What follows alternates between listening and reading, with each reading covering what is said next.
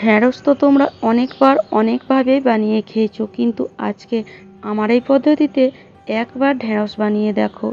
যারা ঢ্যাঁড়স খেতে পছন্দ করে না তারাও চেয়ে চেয়ে খাবে। তো হ্যালো বন্ধুরা, কেমন আছো তোমরা? আশা করি ভালো আছো।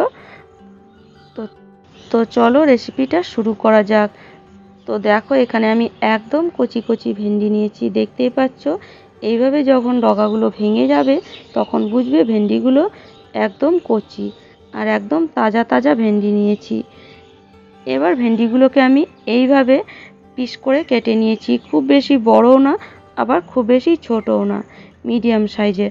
আর আলুগুলো একটু মিডিয়াম সাইজে ডুমো ডুমো করেই কেটেছি। আর অবশ্যই ভেন্ডিটা কাটার আগে ধুয়ে নেবে। আর ভেন্ডি আর আলু আমি ধুয়ে নিয়েছি।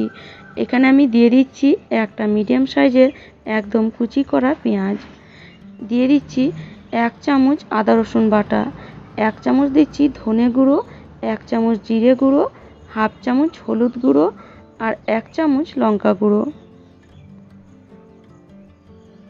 এবার এখানে দিয়ে দিচ্ছি কিছুটা পরিমাণ কস্তুরি মেথি পাতা, আর দিয়ে দিচ্ছি কিছুটা পরিমাণ লেবুর রস, মোটামুটি হাফ চামচের মতন।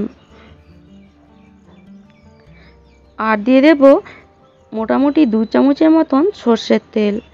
আর সর্ষের তেল কিন্তু এইভাবে অবশ্যই দিও, তবে ভেন্ডির এই রেসিপির টেস্ট বেরিয়ে আসবে। এবার সব জিনিসগুলো হাত দিয়ে ভালো করে মেখে নিতে হবে।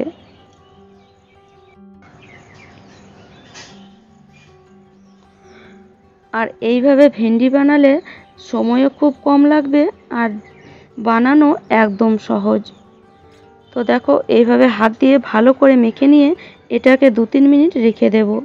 তারপরে গ্যাসের মধ্যে একটা কড়াই বসিয়ে দিয়েছি, আর কড়াইয়ের মধ্যে দিয়ে দিচ্ছি সর্ষের তেল। তেল যখন পুরোপুরি গরম হয়ে যাবে, একদম ধোঁয়া বেরিয়ে আসবে, তখন ভেন্ডিগুলো তেলের মধ্যে দিয়ে দেব। আর তেল আমি কিন্তু খুব সামান্য দিয়েছি, যেহেতু ভেন্ডি আর আলুর মধ্যে তেল মাখানো হয়েছে, সেজন্য তেল খুব কমই লাগবে কড়াইতে। ভালো করে নেড়েচেড়ে নেব। এবার এই সবজির মধ্যে আর কোনো মশলা দেওয়ার কোনো প্রয়োজন নেই, বাস এটাকে আর কিছুই করতে হবে না। ঢেকে ঢেকে এটাকে খালি একদম লো ফ্লেমে ভাজতে হবে। তো ফ্লেমটাকে একদম লো করে দিয়ে এইভাবে কিছুক্ষণ পর পর, মোটামুটি 1 থেকে 1.5 মিনিট পর পর এটাকে ঢাকা দিয়ে দিয়ে নেড়েচেড়ে খালি ভেজে নিতে হবে। তো কিছুক্ষণ ভাজার পরে এবার এর মধ্যে নুন দিয়ে দেব। নুন কিন্তু আমি আগে দিইনি, কেননা নুন যদি আগে দাও তাহলে ভেন্ডি থেকে জল বেরিয়ে আসবে আর তরকারিটা ঘেঁটে যাবে।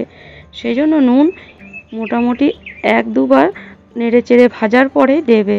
তো মোটামুটি 2 থেকে 3 মিনিট ভাজার পরে নুন দিতে পারো। আবার এটাকে ঢাকা দিয়ে দিচ্ছি। আর এই ভেন্ডির সবজি বানাতে খুব বেশি সময় লাগে না, 10 মিনিটের মধ্যেই তোমরা এই সবজি বানিয়ে ফেলবে।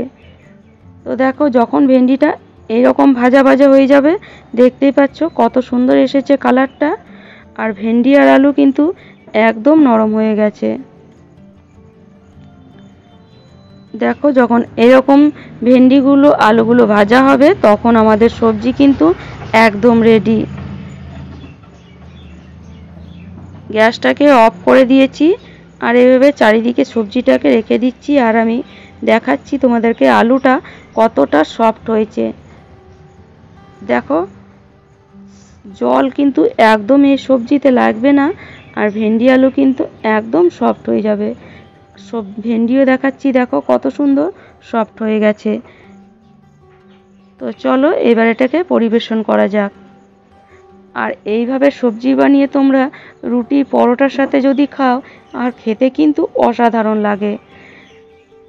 বা রাইসের সাথেও এটাকে সার্ভ করতে পারো, কিন্তু রুটি পরোটার সাথে খেতে বেশি ভালো লাগবে।